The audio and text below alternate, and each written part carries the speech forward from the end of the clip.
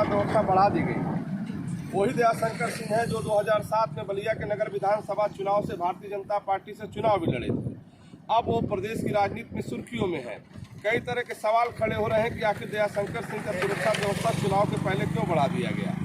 अब ये भी एक सवाल उठ रहा है कि अपने पत्नी की सीट से चुनाव लड़ना चाहते थे, फिर राजनीतिक सुर्खियों में आ गया कि ओम प्रकाश राजभर से मिलने गए थे। तमाम चीज़ों पर दयाशंकर सिंह इस समय राजनीतिक सुर्खियों में है। वो बलिया से लगाव रखते हैं, वो बलिया नगर विधानसभा क्षेत्र के रहने वाले हैं और 2007 में यहाँ चुनाव लड़े। अब वो लखनऊ के एक सीट से जो चुनाव लड़ने जा रहे हैं अपने पत्नी वाली सीट से, और जो तमाम राजनीतिक सुर्खियों में है, अखबारों में आ रहा है, सोशल मीडिया पे आ रहा है कि स्वाति सिंह जहाँ से विधायक हैं, वर्तमान में जहाँ मंत्री हैं, वहाँ दयाशंकर सिंह ताल ठोक रहे हैं। आइए हम बात करते हैं आखिर दयाशंकर सिंह को प्रदेश में किससे खतरा है कि योगी सरकार को उनको सुरक्षा बढ़ानी पड़ी।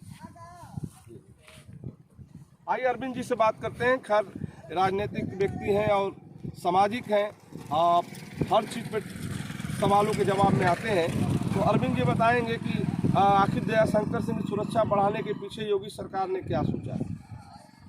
देखिए रोशन जी, दयाशंकर सिंह जी हमारी पार्टी के, भारतीय जनता पार्टी के और हमारे पार्टी के कदावर नेता हैं और संगठन के तमाम ओहदों पर रह चुके हैं। आज भी भारतीय जनता पार्टी उत्तर प्रदेश के उपाध्यक्ष हैं और ज्वाइनिंग कमेटी एक पार्टी ने बनाया है जिसमें दूसरे दल या जो भी व्यक्ति भारतीय जनता पार्टी में अपनी सदस्यता लेना चाहता है उसके मेंबर हैं उस कमेटी के, और उनकी प्रदेश की राजनीति में एक हैसियत है। ये जो चुनाव चल का समय जो आया है, इसके पहले भी ऐसा नहीं था। दयाशंकर सिंह जी पर कोई खतरा नहीं है, लेकिन परिस्थितियां बदली हैं और परिस्थितियों के हिसाब से जो राजनीति में जो संक्रमण काल चल रहा है, जिसमें तमाम तरह के अवांछनीय तत्व भी राजनीति में आकर के कहीं ना कहीं से राजनीति को प्रभावित करने का काम करते हैं, और दयाशंकर सिंह जी फ्रंट लाइन के नेता हैं जो प्रदेश के रीति नीति जहाँ तय होती है भारतीय जनता पार्टी की, उसमें भी उनका योगदान रहता है। तो इन सब चीज़ों को ख्याल में रखते हुए सरकार ने उनकी सुरक्षा व्यवस्था को बढ़ाया है।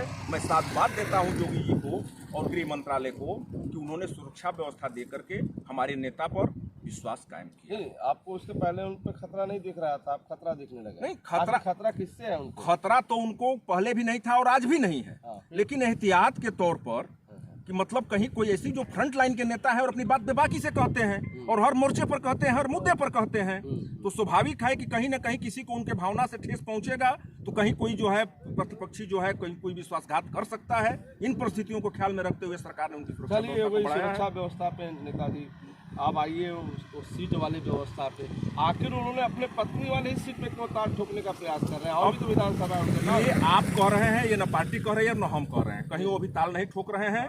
वह तो जो है भारतीय जनता पार्टी के टिकट बांटने वाले कमेटी में है। पार्टी अगर विश्वास करती है और उनको जहां उचित समझेगी वहां चुनाव लड़ाएगी। वो अपने पत्नी के सीट से ताल नहीं ठोक रहे हैं। ये सवाल तो ये है कि उस सीट से भी वो टिकट मांग रहे हैं। 25 दिसंबर की बात करें तो अटल बिहारी वाजपेयी जी के जन्मदिन पर उन्होंने जो कार्यक्रम किया, वहाँ पे जो शक्ति प्रदर्शन किया, चाहे जैसे भी वो चर्चा में आ गए, तो ये लग रहा है कि वहाँ दयाशंकर सिंह चुनाव लड़ रहे हैं। वो बिल्कुल आप ठीक कह रहे हैं। अब आप जानते होंगे पति और पत्नी के बीच क्या उन्होंने आश्रित संबंध होता है, क्या उनकी पत्नी उस क्षेत्र विधानसभा की सरोजनी नगर की जो है प्रतिनिधित्व कर रही हैं, तो उनका दायित्व नहीं बनता है कि वो वहाँ पर अपनी पत्नी के लिए ही जो है शक्ति प्रदर्शन करें, लोगों को जुटाएं, अटल बिहारी वाजपेयी जी का जो है बड़े उल्लास के साथ जन्मदिन मनाएं।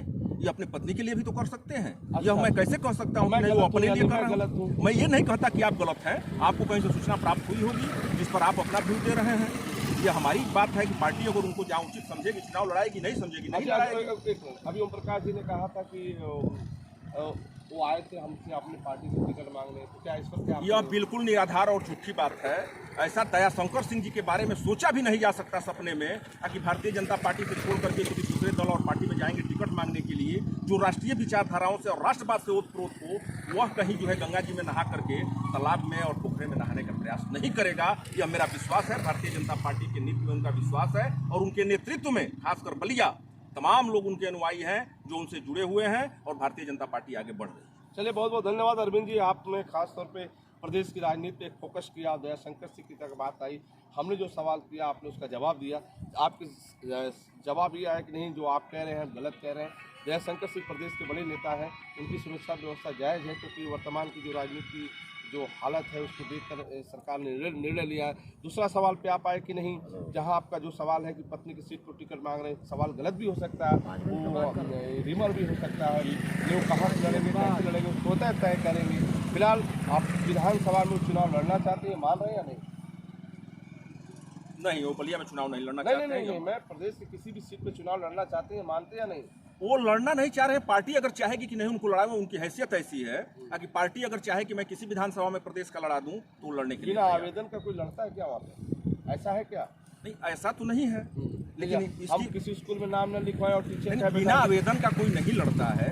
लेकिन जब परिस्थितियां राजनीति में बदलती रहती हैं, रोशन जी आप पिछले विधानसभा के चुनाव में भी तमाम पार्टियों में देखे होंगे, जो 11th आवर जो है किसी दूसरे दल पार्टी के लोगों को भी टिकट दे दिया गया, वो आवेदन तो किए नहीं थे। हैं?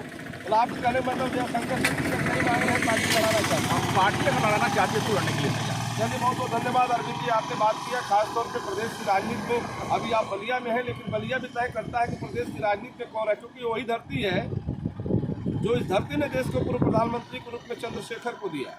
ये वही धरती है जो 1857 नायक मंगल पांडे को जन्म दिया। ये वही धरती है 1942 में चित्तू पांडे को जन्म दिया।